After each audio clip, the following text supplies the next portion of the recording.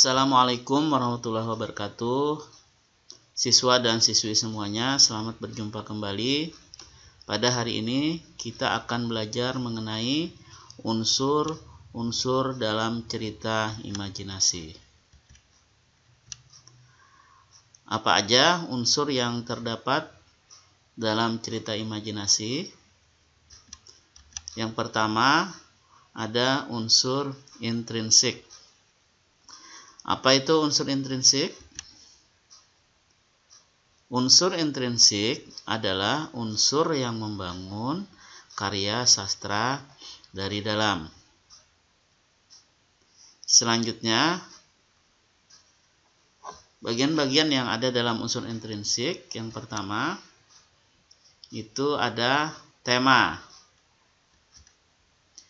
Tema adalah makna yang terkandung dalam sebuah cerita. Tema dapat bersinonim dengan ide utama dan tujuan utama. Jadi, tema merupakan gagasan dasar umum, dasar cerita sebuah karya yang digunakan pengarang untuk mengembangkan cerita.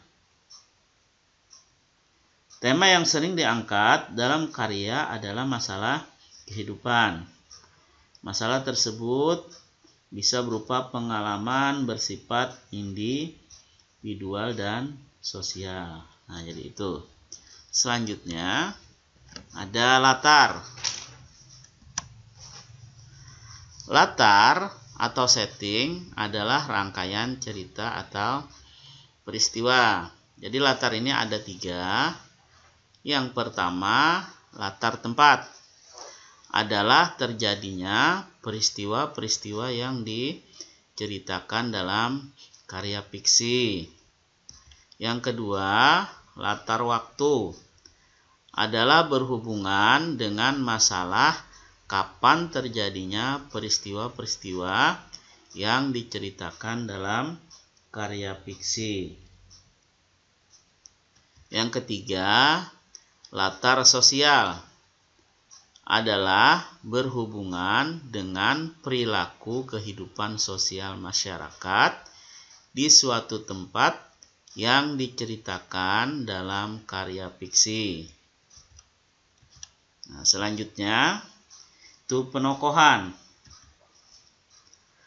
Penokohan adalah pelukisan gambaran jelas tentang seseorang yang ditampilkan pada sebuah cerita.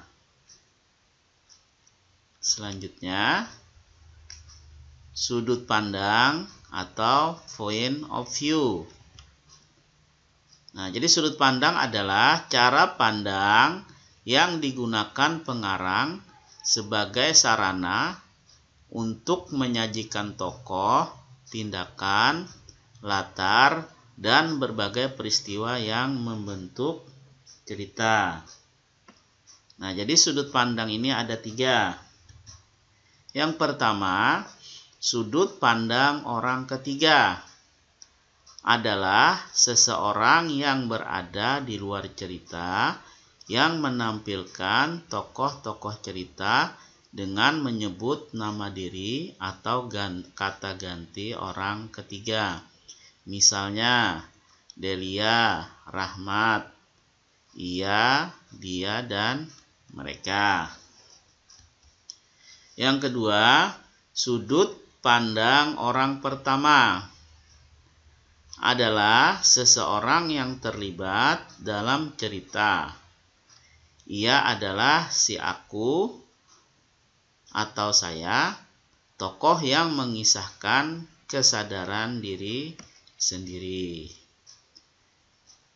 Yang ketiga, sudut pandang campuran.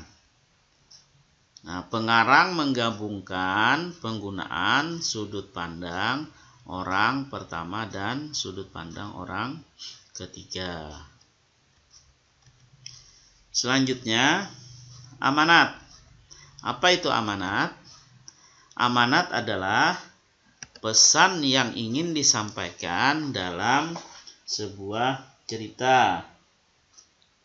Nah, jadi pesan dalam sebuah cerita itu mencerminkan pandangan hidup pengarang. Nah, pesan yang ingin disampaikan pengarang disebut pesan moral. Nah, pesan moral tersebut dapat berupa penerapan sikap dan tingkah laku para tokoh yang terdapat pada sebuah cerita. Melalui cerita, sikap, dan tingkah laku tokoh-tokoh tersebut diharapkan dapat menyajikan hikmah. Nah, jadi ada hikmah dalam cerita tersebut. Selanjutnya alur. Alur adalah jalan cerita yang mempunyai hubungan sebab akibat. Nah, jadi di sini jenis-jenis alur ada 3. Yang pertama itu ada alur maju. Adalah peristiwa dalam cerita dinarasikan secara kronologis atau urut dari awal sampai akhir.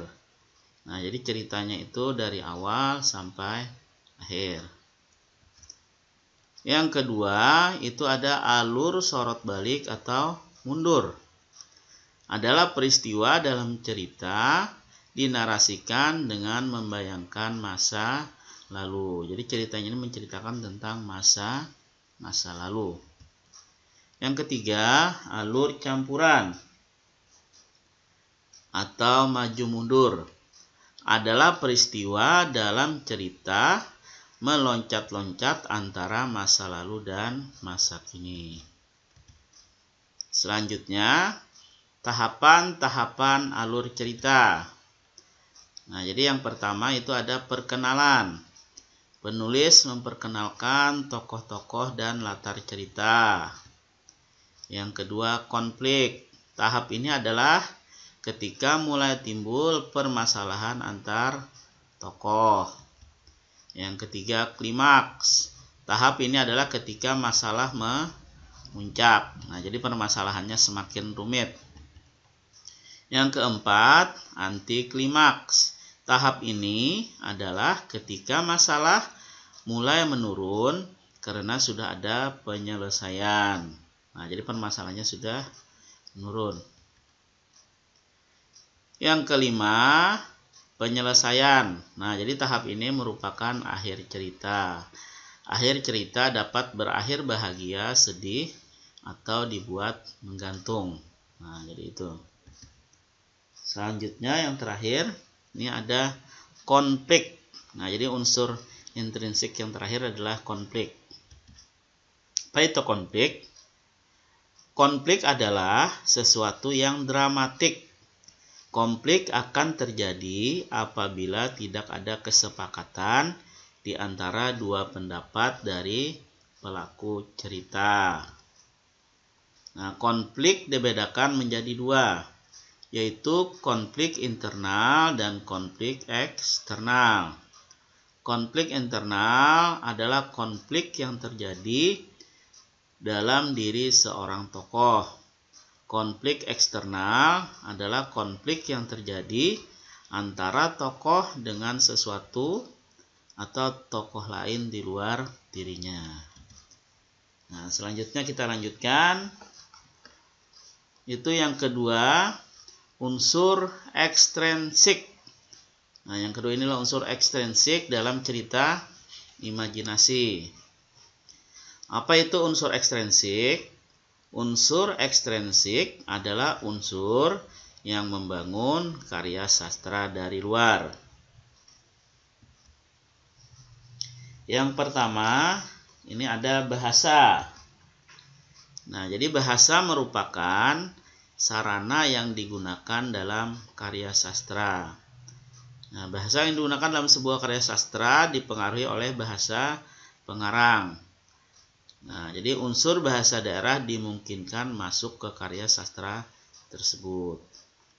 Nah, jadi karya sastra itu bisa dipengaruhi oleh unsur bahasa daerah. Selanjutnya, latar belakang pengarang. Nah, meliputi pemahaman kita terhadap sejarah hidup pengarang dan juga sejarah hasil karangan-karangan yang ditulis pengarang sebelumnya. Nah, latar belakang pengarang terdiri atas biografi pengarang, kondisi psikologis pengarang, dan aliran sastra yang dianut oleh pengarang. Nah, selanjutnya, nah ini ada nilai-nilai yang terkandung dalam cerita imajinasi. Yang pertama itu ada nilai moral. Nilai kehidupan berkaitan dengan akhlak atau budi pekerti. Yang kedua ada nilai sosial. Jadi nilai kehidupan yang berkaitan dengan norma atau aturan dalam masyarakat. Yang ketiga, nilai budaya. Nilai yang berkaitan dengan tradisi dalam masyarakat. Yang keempat, nilai religi. Nah, jadi nilai yang berkaitan dengan kehidupan beragama. Yang kelima, nilai politik. Nah, nilai-nilai yang berkaitan dengan gejolak tata pemerintahan di suatu daerah. Nah, jadi demikianlah pelajaran kita pada hari ini mengenai unsur-unsur cerita imajinasi. Jadi ada dua tadi unsurnya, ada unsur intrinsik dan ada unsur ekstrinsik. Nah, jadi terima kasih atas perhatian semuanya. Assalamualaikum warahmatullahi wabarakatuh.